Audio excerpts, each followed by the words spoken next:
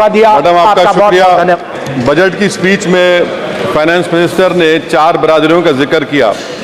भारत की सबसे बड़ी अक़लियत मुसलमान है 17 करोड़। मैं हुकूमत से जानना चाहता हूं कि क्या 17 करोड़ मुसलमानों में गरीब नहीं है, नौजवान नहीं है, किसान नहीं है, ख़वातीन नहीं है?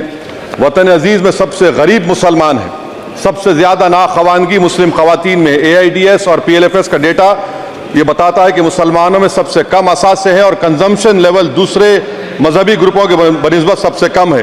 तालीमी इदारों में मैडम 15 और 24 साल की उम्र में भर्ती एनरोलमेंट में मुसलमानों की सिर्फ 29%, शेड्यूल कास्ट की 44%, हिंदू OBC के 51% और हिंदू अपर कास्ट की 59% है। हायर एजुकेशन मुसलमानों का एनरोलमेंट सिर्फ 5% है। PLFS का 2018-19 का डेटा वेज एम्प्लॉयज बताता है कि मुसलमान 22% थे, 2022-23 में 15% हो चुका है। सेल्फ एम्प्लॉयमेंट में मुसलमान हिंदू सिख से ज़्यादा 58.4% है। रेगुलर वेज एम्प्लॉयमेंट में सबसे कम मुसलमान है 15% और कैजुअल लेबर में सबसे ज़्यादा मुसलमान 26% है। तो मुसलमानों का शेयर रेगुलर एम्प्लॉयमेंट में लॉस हो रहा है एम्प्लॉयमेंट का।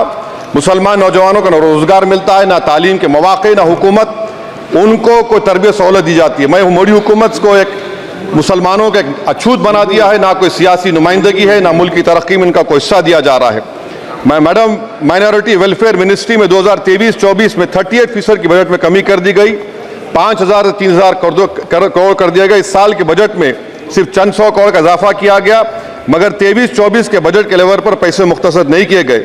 ये मोदी हुकूमत की बदनीयती और झूठा कमिटमेंट है, झूठा कमिटमेंट अक़लियतों के ताल्लुक से। तालीम के उस अक़लियती स्कॉलरशिप मैडम अक़लियतों के गरीब तलबा और तालिबात को जियाती रकम में कमी कर दी गई। 2019 में मोदी ने कहा था कि 1 करोड़ स्कॉलरशिप दिए जाएंगे, अब सिर्फ 58 लाख दिए जा रहे हैं। 47% अक़लियती एप्लीकेंट्स को हर साल स्कॉलरशिप से महरूम कर दिया जा रहा है। 10 साल से मैं कह रहा हूं कि डिमांड ड्रिवन करो। डिमांड ड्रिवन के लिए सिर्फ 3,000 करोड़ की जरूरत है, मगर ये हुकूमत सच्चाई को और ईमानदारी से काम नहीं कर रही है। 2007 और 8 से माइनॉरिटी स्कॉलरशिप का नंबर इजाफा नहीं हुआ है। Pre matric scholarship madam Kundu committee ने कहा कि मुसलमानों में drop out rate primary level पर होता है, तो हुकूमत ने 9th क्लास से प्री मैट्रिक स्कॉलरशिप पैसे दे रही है। NDMC की इक्विटी मैडम 800 करोड़ एक मजाक है। PMGAV के में 910 करोड़ दिए गए। सारी दुनिया जानती है कि जहां मुसलमान बसता है गांव में, शहर में, वो अंडर डेवलप एरिया है, और आप मजाक करें ऊंट के मुंह में जीरा देकर। हज में 97 करोड़। हज कमेटी एक रुश्वत का मरकज बन चुका है। प्राइवेट टूर ऑपरेटर्स के एक लाइसेंस के लिए पैसे देना पड़ता है, बिल्डिंग सिलेक्शन के लिए पैसे देना पड़ता है, मीना मुजदलफा में कंपनी के सिलेक्शन के लिए पैसे देना पड़ता है। मैं हुकूमत से मुतालबा करता हूं कि खत्म किया जाए और CBI से इंक्वायरी करवाई जाए। मोदी हुकूमत को अक़लियतों बिल्कुल मुसलमानों से नफरत को खत्म करना पड़ेगा। मुसलमानों को उनका दस्तूरी हक मिलना चाहिए। आप कैसे विकसित भारत बनाएंगे अगर 17 करोड़ मुसलमान नफरत करेंगे? मैडम पूरी स्पीच में फाइनेंस मिनिस्टर के बच्चों का जिक्र नहीं है। आज हमारे देश में 66 लाख बच्चे रोज भूखे सोते हैं। 46 मिलियन बच्चे स्टंटेड हैं मेल न्यूट्रिशन की वजह से। 25 मिलियन बच्चे वेस्टेड हैं। मासूम बच्चों की यह बदकिस्मती और बदबख्ती है कि एक शख्स चाय बेचकर वजीर आजम बन गया। LTC long term capital gain tax madam was decreased from 20 to 12.5%. However, the indexation benefit has been removed and won't apply to any property purchased after 2001. This will be detrimental to the growth of real estate, limit household capital formation and impact employment generation in construction sector. This change in LTCG is a quasi-wealth tax on household, particularly the middle class. Internship programme madam 5 साल में आप 1 करोड़ लोगों को intern कराएंगे, यानी एक company को 4,000 लोगों को ट्रेन करना पड़ेगा।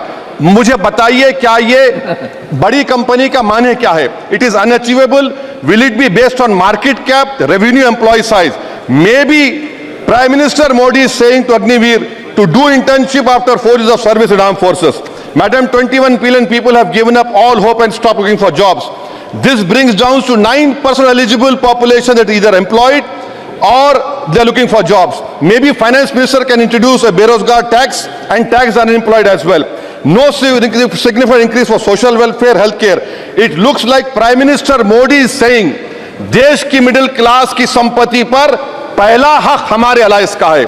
In real terms, when adjusted to inflation, the allocation of health ABPMJ has declined. Modi is saying he said heal in India during G20. The reality is India is hurting. Madam, this government wants to increase FDI from China. Is the Prime Minister not concerned that our armed forces cannot patrol 26 patrolling point out of 65 in Ladakh? Maybe the Prime Minister wants the Chinese monopoly Indian markets. Import from China have crossed 101 billion 2024. Prime Minister Modi says Khelo India, but in reality the budget has shown that Modi government policy is Jhelo India. गरीब, middle class, farming, city dwellers, men and women, सब मोदी को झेल रहे हैं. Madam, in the current financial year, in February 5th, 15,993 MSMEs have been closed. Total MSCs closed have 35,680. Andhra Pradesh bifurcation. This parliament passed a law. For last 10 years, Modi government has shown their intellectual dishonesty in not giving ITR, IIM, Bayaram Steel Factory, Railway Code Khadipet, recognition of Palmaru as National Irrigation Project. This shows intellectual dishonesty of this government. Madam, I end my speech by quoting a famous poet, and I'm amending certain verses. 133 crore इंसानों, जिंदगी से बेगानों, सिर्फ हुक्मरानों ने हक तुम्हारा छीना है. खाक ऐसे जीने पर यह भी कोई जीना है. बेशऊर भी तुमको बेशऊर कहते हैं. सोचता हो ये नादान कैसे हवा में रहते हैं. 133 करोड़ इंसानों, कब तक ये खामोशी? चलते फिरते जिंदानों, गरीब खवातीन, नौजवानों, किसानों से रोने की सदाएं आती हैं. जब शबाब पर आकर खेत लहलाता है, किसके नयन रोते हैं, कौन मुस्कुराता है? काश तुम भी समझो, काश तुम भी जानो किस कदर भयानक है जुल्म का ये ढब. देखो रख से आतिश आहन देखते ही जाओगे, होश में ना आओगे. और अनएम्प्लॉयमेंट पर अभी बोला गया नौकरियां दे रहे हैं, तो शायर ने इनके बारे में अच्छा कहा कि फूल शाखों पर खिलने लगे तुम कहो, जाम जिंदों को मिलने लगे तुम कहो, चाक सीनों के सिलने लगे तुम कहो. इस खुली झूठ को, जहन की लूट को मैं नहीं मानता, मैं नहीं जानता. शुक्रिया मैडम.